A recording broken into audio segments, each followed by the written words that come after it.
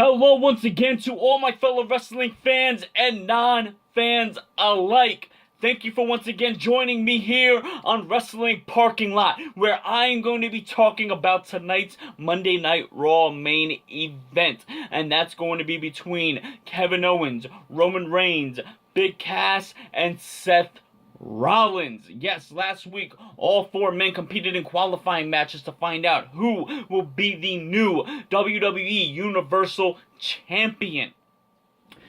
Such high stakes. I mean, Seth Rollins was so close to getting it at SummerSlam. You know he wants it. Kevin Owens, since he made his main roster debut last year, has been itching to get the main title. With Roman Reigns had the beginning of the year as champion, and you gotta believe he wants that gold, back. And Big Cass, I mean, the opportunity for Big Cass to win the championship, the main title of his brand, is just, it's beyond any words. I mean, it's something that a lot of people wouldn't see coming, and yet a lot of people did see coming, because a lot of fans know that the WWE is high on Big Cass and pushing him towards a singles run.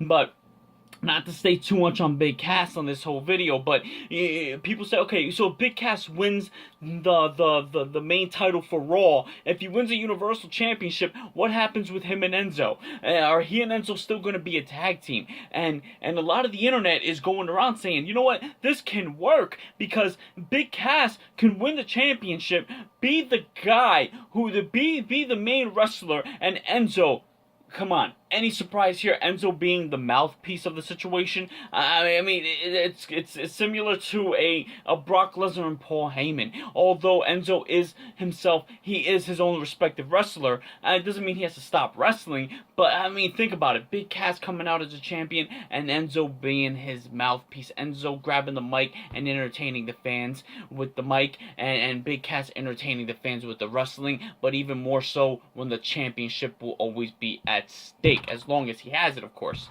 Now, but that's not to say that, you know, like, Kevin Owens wouldn't make a great champion. I mean, Kevin Owens is so over with the fans. I mean, Kevin Owens is if you think of an indie guy who came up, a guy who isn't exactly WWE look, or, you know, the typical look that they have for him to be champion. I mean, you think about it, it's also kind of like a, you know, like a CM Punk kind of thing, where CM Punk, there you go, shameless plug on the shirt. Hey, CM Punk wasn't really WWE type, didn't have the look, and fans wanted him to be champion, and he made a great champion. Roman Reigns, this is a story where, you know, I don't think putting Reigns back into the title picture was the right step. Having him go for the U.S. title and feuding Rusev, that was good, because you're keeping him leveled. And yes, he could, I'm not saying never put him back in the championship picture, but it's too soon. Too soon! So why put him back now? My guess, my estimate, my thing is because since Finn Balor is out with an injury, they need the star power on Raw. So that's kind of why I guess they put Reigns back in the picture. But hell, you have guys like Cesaro. You guys have guys like Sami Zayn. I mean, why not put them at the forefront for this? I mean, especially Cesaro. Why not give Cesaro this opportunity? Or give Sheamus back this opportunity? I don't see why they're not pushing guys who I feel, and a lot of other people feel, deserve it. But, you know, we don't write the television, we're just fans, but our voices are heard sometimes, and sometimes I would say they fall on deaf ears. Now, speaking of Finn Balor's injury, Seth Rollins comes to mind, because Seth Rollins can be the Universal Champion. Now, he is a lot of people's logical choice, being that he is, you would say, second runner-up in this whole ordeal with the Universal Championship. But will they give it to Seth Rollins?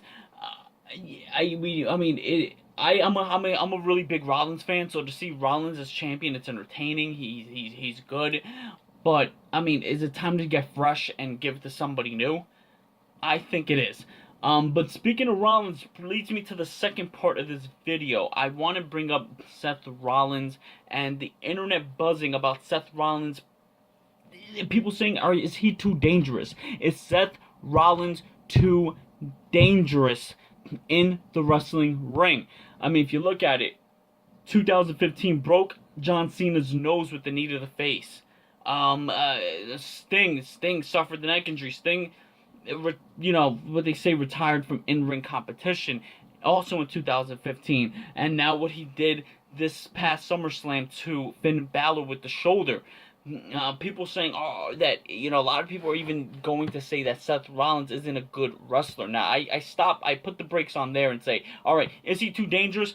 It's possible that he is too rough, but to say he's not a good wrestler, that's going a little too far. I've been reading all over the internet, but Bret Hart was a great wrestler, and Bret Hart never hurt anybody. Yes, I understand that completely, but doesn't take away from the guy's ability. When I'm talking Seth Rollins, on his ability to put on a great match and to put on a great piece of work in that ring. I think Seth is a great wrestler. It's just I think he just gets really excited. I think he gets really into it, and things happen, and wrestling, as the old cliche said, wrestling isn't ballet.